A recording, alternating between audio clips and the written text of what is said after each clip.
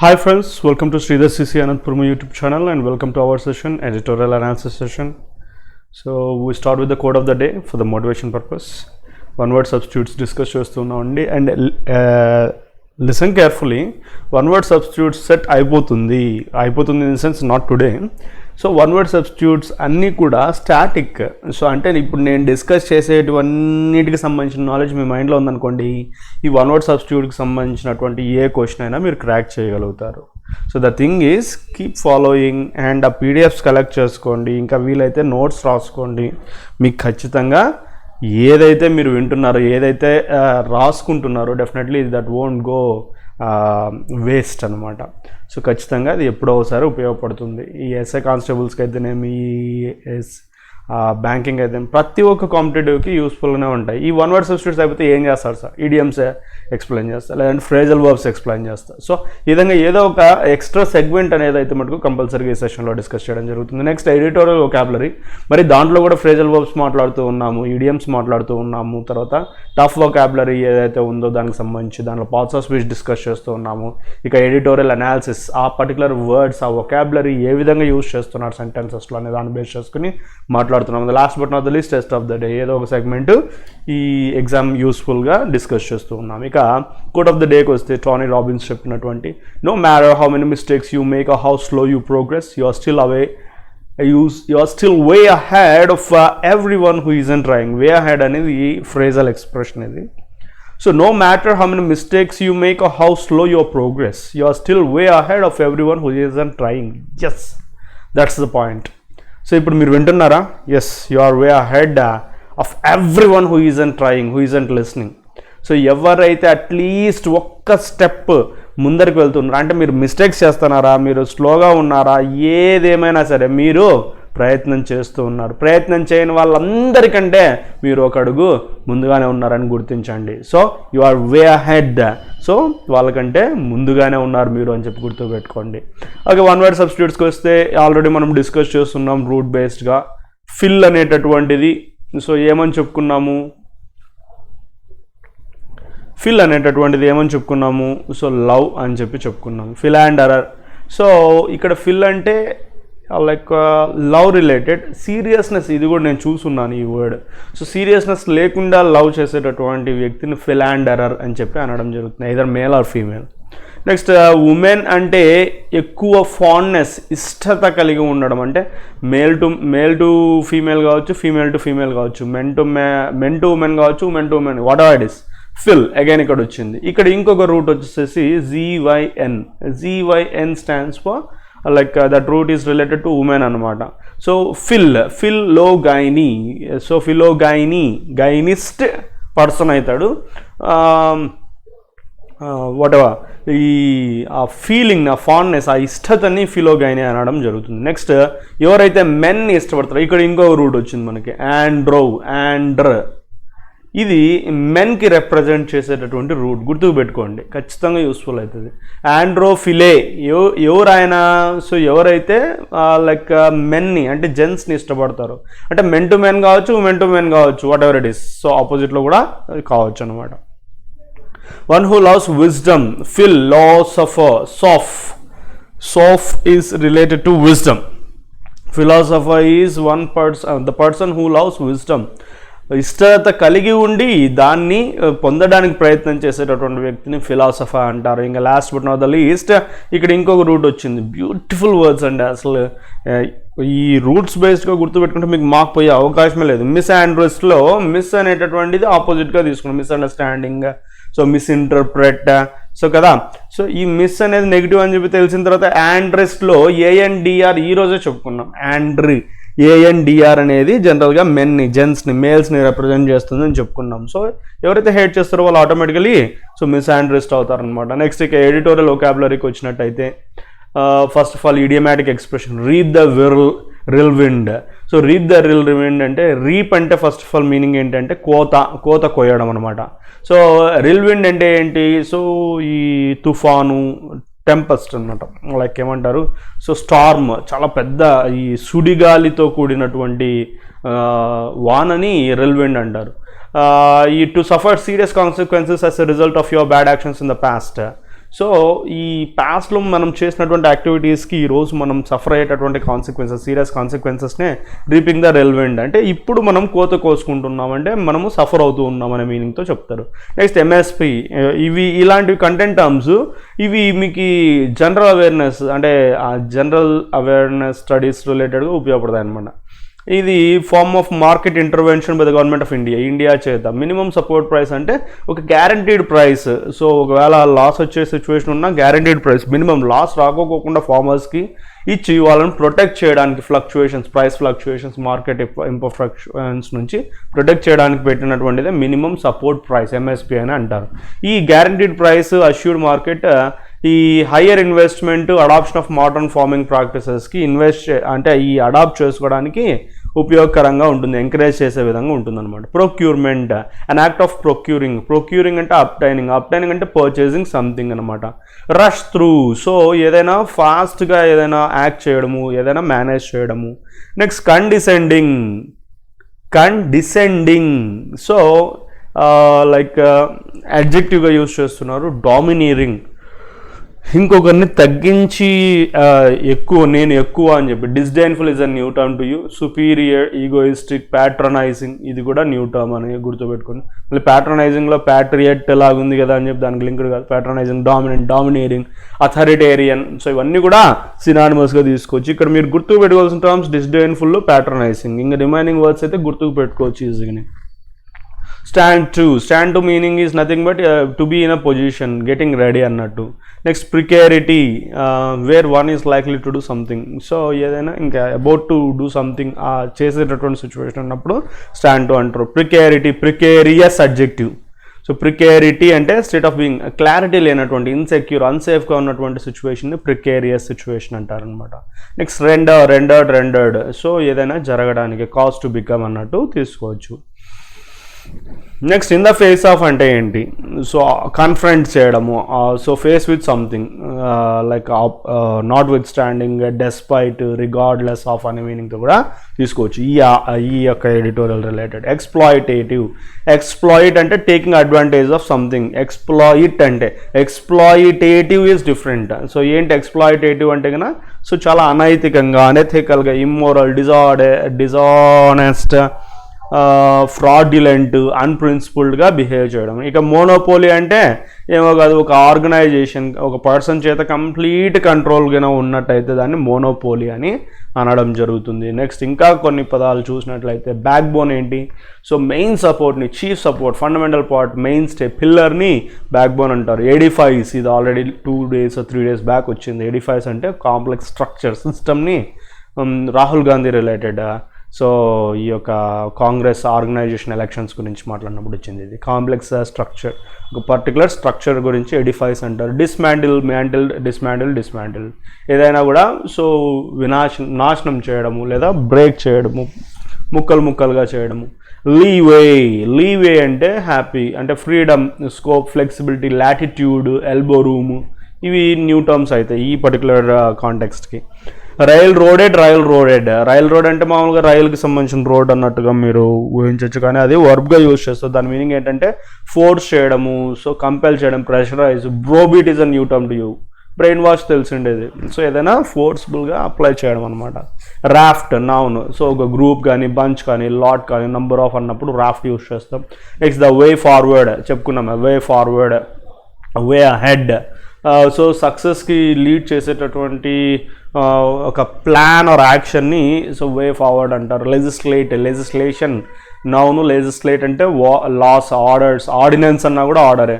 So enact, లాస్ని enact చేయడం. Interest అంటే రకరకాలు తీసుకోవచ్చు. ఈ ఎడిటోరియల్ సంబంధించి బెనిఫిట్, అడ్వాంటేజ్, కన్సర్న్ అని చెప్పి తీసుకుంటున్నాం. Account for, responsible for, like ఇంకోటి so comprise, be responsible for, represent చేయడం అని మీనింగ్. అంటే పలానా దానికి he is the one who accounts for అన్నట్టు చెప్పుకోవచ్చు. అకౌంటెడ్ వర్బ్స్, ఫ్రేజల్ వర్బ్ ఇది. అప్రహెన్షన్ అంటే cause of worry, concern, fear, అజిటేషన్కి సంబంధించినది అప్రహెన్షన్. కన్ఫ్యూజ్ అవుతుంటారు స్టూడెంట్స్ జనరల్గా, ఏమి అప్రహెన్షన్కి కాంప్రహెన్షన్కి లిటిల్ బిట్ కన్ఫ్యూషన్, కానీ కన్ఫ్యూజ్ కావాల్సిన అవసరం లేదు. Apprehension, so anxiety, concern, worry అన్నట్టు. అన్ఫౌండెడ్ అడ్జెక్టివ్గా యూజ్ చేస్తున్నారు. సో ఫౌండెడ్, సో బేస్ అంటే కనుక్కున్నటువంటి, unfounded so baseless, unproven so కనుక్కోలేనటువంటి, అన్వెరిఫైడ్, అన్కన్ఫర్మ్డ్, గ్రౌండ్లెస్, బేస్లెస్, రెండు కూడా క్లియర్గా గుర్తుపెట్టుకోవచ్చు. ఓనస్, ఇది కూడా అప్పుడప్పుడు వస్తూ ఉంటుందండి, జాగ్రత్తగా గుర్తుపెట్టుకోండి. What is your onus in your family? Responsibility, duty, burden, liability, obligation is called as onus. Unconditional love అంటూ ఉంటారు. ఏంటి? వితౌట్ ఎనీ కండిషన్స్, అంటే షరతులు లేనటువంటి లవ్ని అన్కండిషనల్ లవ్ అంటారు. ఎంపథెటికలీలో ఎంపతి అనే వర్డ్ బ్యూటిఫుల్ వర్డ్ అసలుకి. సో సింపతి ప్రతి ఒక్కరికి ఉండొచ్చు, కానీ ఎంపతి చాలామందికి ఉండదు. కానీ చాలామందికి కావాల్సినది ఎంపతి. సింపతి అనేది ప్రతి ఒక్కటి ఇన్స్టింక్టివ్గా వచ్చేస్తుంది, కానీ ఎంపతి అనేది చాలా తక్కువ మందికి ఉంటుంది, వస్తుంది. ఎంపతి అంటే ఏంటంటే ఆపోజిట్ పర్సన్ యొక్క సిచ్యువేషన్ని మనము సెల్ఫ్గా ఫీల్ అయ్యి రియాక్ట్ అవ్వడాన్ని ఎంపతి అని అంటారు. ఇంకోసారి చెప్పేదా? ఎంపతి అంటే ఆపోజిట్ పర్సన్, అది పేద అంటే పూర్ కండిషనా, లేకపోతే రిచ్ కండిషనా, సాడా, హంగ్రీనా, సో ఏంటి వాళ్ళ సిచ్యువేషన్ ఏంటి అనే దాన్ని బట్టి మనం రియాక్ట్ అవ్వడాన్ని ఎంపతి అంటారు అనమాట. Ability to feel the opposite persons feelings. Next precipitate, so making something happen, trigger చేయడము.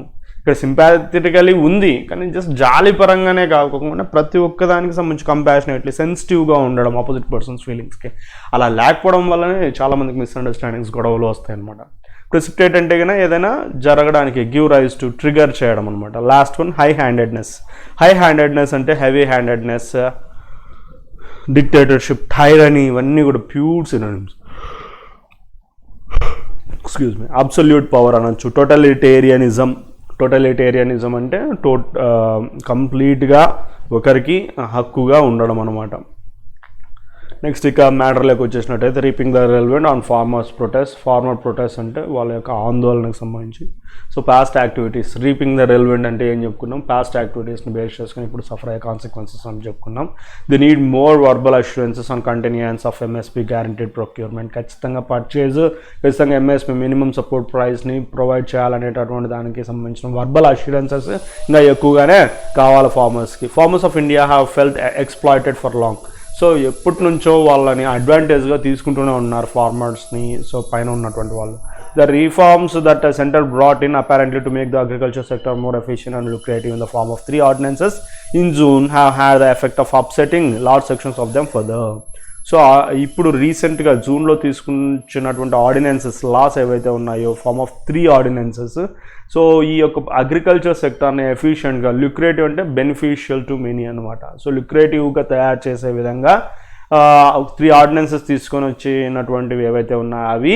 సో చాలా లార్జ్ సెక్షన్ ఆఫ్ దెమ్ ఎవరు ఇక్కడ? ఫార్మర్స్ని అప్సెట్ చేస్తూ ఉన్నాయి. Parliament pass them into acts in September. జూన్లో ప్రవేశపెట్టి సెప్టెంబర్లో యాక్ట్స్గా కూడా కన్వర్ట్ అయ్యాయి. More than 500 farmers unions are now on a part of agitation. So ఇప్పుడు క్లియర్గా 500 ఫార్మర్స్ యూనియన్స్, సో ఇక్కడ క్లియర్గా అబ్జర్వ్ చేయండి, ప్లూరల్ నౌన్స్కి అపాస్ట్రఫ్ అటుపక్క ఉంటుంది, ఇది కూడా క్రిటికల్ పాయింటే. సో నా యూనియన్స్ అన్నీ కూడా అజిటేషన్ అంటే ఆందోళన వైపుగా మల్లుతున్నాయి. Thousands of farmers from the neighboring states stopped by the police on their way to Delhi or camping at several points around the national capital.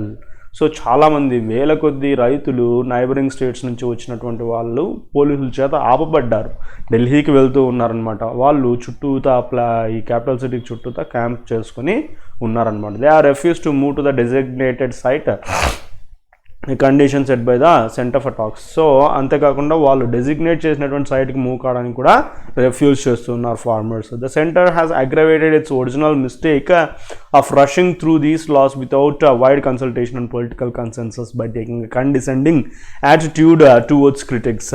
So ఇక్కడ ఎక్కడ సమస్య వచ్చిందో ఆల్రెడీ దీనికి సంబంధించినటువంటి విషయం మనము ప్రీవియస్గా డిస్కస్ చేస్తున్నాం అనమాట. సో ఇక్కడ చాలామంది ఈ ఏమంటారు condition set by the centre aggravate అంటే ఇంకా వర్సన్ చేశారు వాళ్ళ మిస్టేక్ని. ఏంటి? ఈ లాస్ని wide range of consultation compulsory కావాలి అని చెప్తే దాన్ని పట్టించుకోలేదు. పొలిటికల్ కన్సెన్సస్ అంటే పొలిటికల్గా అగ్రిమెంట్ కావాలనేది కూడా పట్టించుకోలేదు. కండిసెండింగ్ అంటే ఇతరులను డామినేట్ చేసే విధంగా వాళ్ళ యాటిట్యూడ్ ఎస్పెషల్లీ క్రిటిక్స్కి రిలేటెడ్గా చూపించినట్టుగా వీళ్ళు లాస్ని యాక్ట్స్గా మార్చేశారనమాట. Prime Minister Narendra Modi said on Sunday that farmers stood to benefit from the new measures, and this may well be true. So all recentగా ఈ నరేంద్ర మోడీ సండే చెప్పడం జరిగింది ఏమని ఫార్మర్స్ వాళ్ళ బెనిఫిట్కి ఖచ్చితంగా so they will get into that position, they are going to get benefits so ఈ new measures నుంచి. So maybe ఇది ట్రూ అయి ఉండొచ్చు. ద ట్రబుల్ ఈజ్ దాట్, ఇక ట్రబుల్ ఏంటంటే most farmers are not convinced by the assurances and fear that their precarity will increase as a result of the changes. So ఇక్కడ ఆయన చెప్పిండేది బహుశా నిజం అవ్వచ్చేమో, కానీ ఇక్కడ ప్రాబ్లం ఎక్కడ వస్తుందంటే ఫార్మర్స్ అయితే కన్విన్స్ కాలేదు ఈ అష్యూరెన్సెస్ వల్ల. సో వాళ్ళకి ప్రికేరిటీ, అన్సేఫ్ కండిషన్, సో వాళ్ళ ఇన్సెక్యూర్ కండిషన్ అనేది ఇంకా పెరిగే అవకాశం ఉంది అనేటటువంటి భయాందోళనలో ఫార్మర్స్ ఉన్నారు ఈ చేంజెస్ నుంచి. Farmer leaders have pointed out the centre has refused to address their specific concerns regarding the new laws which they are concerned will render them helpless in the face of exploitative market forces. So ఇక్కడ వాళ్ళు farmer leaders ఏమిటిని point out చేస్తున్నారు అబ్బా అంటే సెంటర్ని so already refuse చేసింది address చేయడానికి వాళ్ళ specific కన్సర్న్స్ని న్యూ లాస్ రిలేటెడ్గా. అంతేకాకుండా so which they are concerned will render, so వాళ్ళని ఆ యొక్క కన్సర్న్స్ ఏవైతే ఉన్నాయో అవి సో వాళ్ళని హెల్ప్లెస్గా తయారు చేసేటటువంటి సిచ్యువేషన్ ఉంది అనేటటువంటి భయాన్ని వాళ్ళు ఎక్స్ప్లెయిన్ చేస్తున్నారు. Exploitative, so unethical market forces నుంచి హెల్ప్లెస్గా తయారయ్యే అవకాశం ఉంది అని చెప్పి వాళ్ళ కన్సర్న్స్ని వీళ్ళు నెగ్లెక్ట్ చేశారు. At the heart of the fears అంటే మెయిన్ పార్ట్ ఏంటంటే ఈ భయాల్లో మెయిన్ ఏంటంటే potential end of the MSP and guaranteed government procurement of the produce అనేది ఇక్కడ వర్బ్ కాదు నౌన్గా యూజ్ చేస్తున్నారు. పర్టికులర్గా ప్రొడ్యూస్ అనేది నౌన్గా యూజ్ చేసినారంటే అగ్రికల్చరల్ ప్రోడక్ట్స్ అనే మీనింగ్తో యూజ్ చేస్తున్నట్టు. సో ఇక్కడ at the heart of the ఫియర్స్లోనే ముఖ్యంగా పొటెన్షియల్ ఎండ్, ఎంఎస్పీ యొక్క ఎండింగ్, తర్వాత గ్యారంటీడ్ గవర్నమెంట్ ప్రొక్యూర్మెంట్కి సంబంధించినటువంటిది వాళ్ళకి ముఖ్యమైనటువంటి భయం అనమాట. The new legal architecture allows farmers more choices in selling their produce in theory and creates a national market for their produce. So ఈ న్యూ లీగల్ ఆర్కిటెక్చర్ ఇప్పుడు చేసినటువంటి దాని ప్రకారము ఫార్మర్స్కి ఇంకా ఎక్కువ చాయిసెస్ వాళ్ళ ప్రొడ్యూస్కి వాళ్ళ ప్రోడక్ట్స్కి వస్తాయి థియరిటికల్గా, అంటే యాజ్ పర్ రిటర్న్ అనమాట. నేషనల్ మార్కెట్ ఫర్ దేర్ ప్రొడ్యూస్కి నేషనల్ మార్కెట్ కూడా క్రియేట్ చేస్తుంది అని చెప్పి చెప్తున్నారు. The end of a monopoly market could theoretically lead to more efficiency but procurement at MSP has been the backbone of India's food security edifice. So ఇక్కడ monopoly అంటే కనుక ఒక person కానీ ఒక ఆర్గనైజేషన్ కానీ రన్ చేసే మార్కెట్కి ending అనేది క్లియర్గా కనిపిస్తుంది థియరిటికల్గా అంటే అర్థం ఏంటి, సో రిటర్న్గా అయితే కనిపిస్తుంది. అది ఖచ్చితంగా మోర్ ఎఫిషియన్సీకి లీడ్ చేస్తుంది. కానీ మెయిన్ ఎక్కడ అంటే ప్రొక్యూర్మెంట్ అట్ ఎంఎస్పీ అంటే minimum security price, supporting price, ఈ ప్రైస్కి పర్చేస్ చేసేటటువంటిదే backbone of India's food సెక్యూరిటీకి main backbone, main support అదే. ఎడిఫైస్ అంటే ఏం చెప్పుకున్నాము, structure, system, complex structure.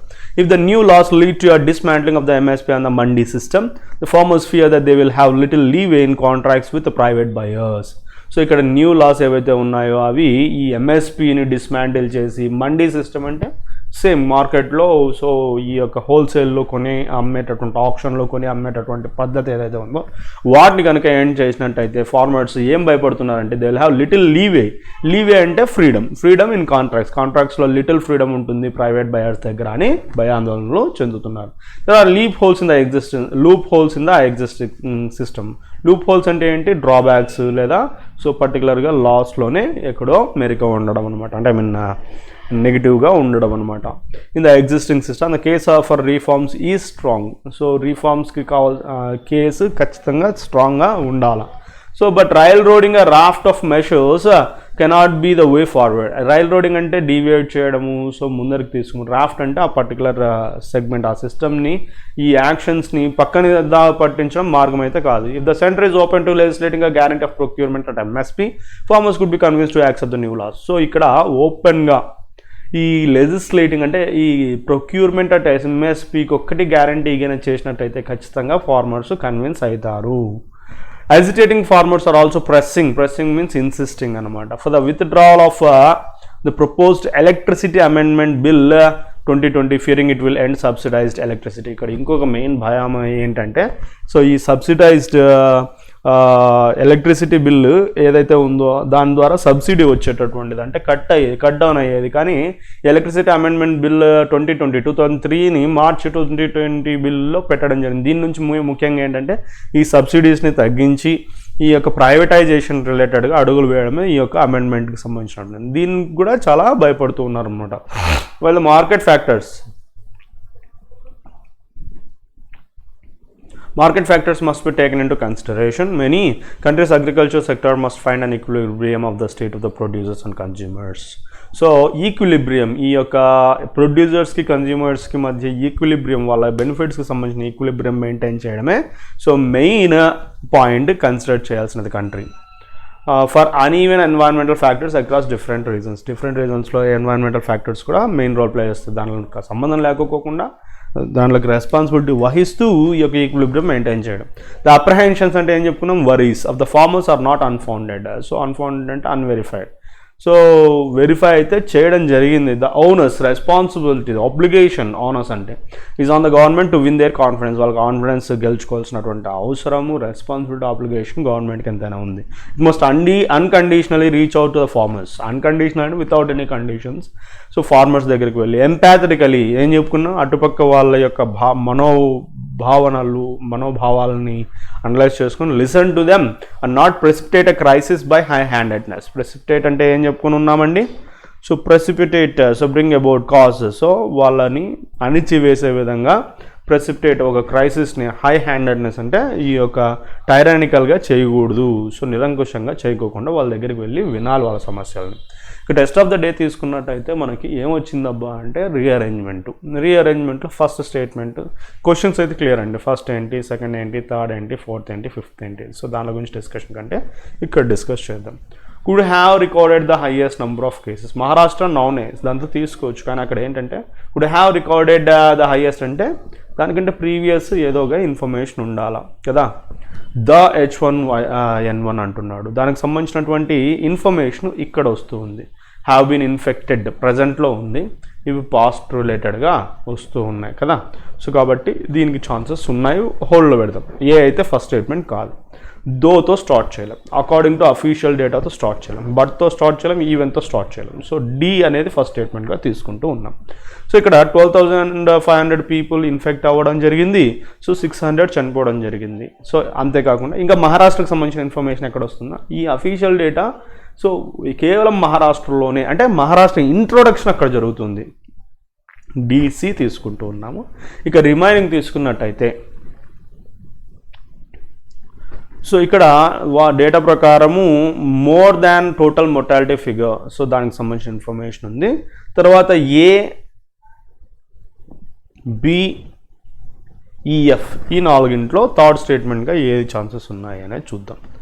So ఇక్కడ నంబర్ ఆఫ్ కేసెస్ గురించినటువంటి ఇన్ఫర్మేషన్ FAలో ఉంది. సో దాన్ని కొద్దిగా నీట్గా కనుక మీరు స్టడీ చేస్తే first 3 months of 2017 number of cases were fairly high, could have recorded. So record అయి ఉండే అవకాశాలు ఉన్నాయి. సో కాబట్టి FAని నెక్స్ట్ స్టేట్మెంట్స్గా తీసుకుంటూ ఉన్నాము. ఇక రిమైనింగ్ B and Eలో తీసుకున్నట్టయితే ఏది ఫస్ట్, దాంట్లో ఏది ఫస్ట్ ఏది లాస్ట్ వస్తుందనేది చూద్దాం.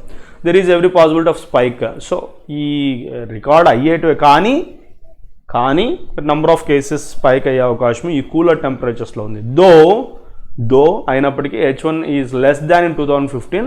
Death toll was 2000. The study toll being taken by swine flu is a big cause for concern. ఫైనల్గా ఫినిషింగ్ బీగా తీసుకోవచ్చు. ఇంకా last but not the least B. ఇంకోసారి క్రాస్ చెక్ చేద్దాము. సో దో అకార్డింగ్ టు అంటే this డైరెక్ట్గా తీసుకోకూడదు కదా సార్ అని చెప్పి అనొచ్చు. కానీ నేనేమంటానంటే ఇన్ఫర్మేషన్ ఇంట్రొడక్షన్ లాగా ఉందా లేదా అనే దాన్ని బేస్ చేసుకుంటే H1N1 యొక్క ఇన్ఫర్మేషన్ ఈ డీలో ఉంది కాబట్టి డీని ప్రిఫర్ చేస్తాను. మిగిలినవి ఛాన్సెస్ చాలా తక్కువ. ఏ ఛాన్సెస్ ఉన్నాయి కానీ దాంట్లో ఇన్ఫర్మేషన్ వస్తుంది కానీ ఇంట్రొడక్షన్ రావట్లేదు. కాబట్టి బట్తో స్టార్ట్ చేయలేము, ఈవెన్తో స్టార్ట్ చేయలేము. కాబట్టి యునానిమస్గా డీనే ఫస్ట్ స్టేట్మెంట్గా తీసుకుంటున్నాం. ఇక దానికి సంబంధించిన ఎన్హాన్స్మెంట్ డేటా గురించి డిస్కషన్ సిలో ఉంది కాబట్టి DC తీసుకున్నాము. ఇంకా రిమైనింగ్ FA ఎందుకు తీసుకున్నామంటే నంబర్ ఆఫ్ కేసెస్ గురించినటువంటి ఇన్ఫర్మేషన్. సో FAకి కనెక్షన్ తీసుకుంటున్నాము. ఇంకా లాస్ట్ కానీ ఈ స్పైక్ అయ్యే అవకాశం ఉంది, పెరిగే అవకాశం ఉంది. Though the incidence is less 2015 compare చేస్తే లెస్ ఉన్నట్టు. సో కాబట్టి ఫైనల్గా DCFAEB అనేది మనం ఆర్డర్గా సెట్ చేసుకున్నాము. Right, that's all for the day guys. I hope you enjoyed watching the class. So రెగ్యులర్గా ఉండండి, మంచిగా వొకాబులరీ కలెక్ట్ చేసుకుంటే రాసుకుంటే ఇంకా ఉత్తమము. So anyways, don't forget to like, don't forget to subscribe, don't forget to share with your friends. Thank you, signing off.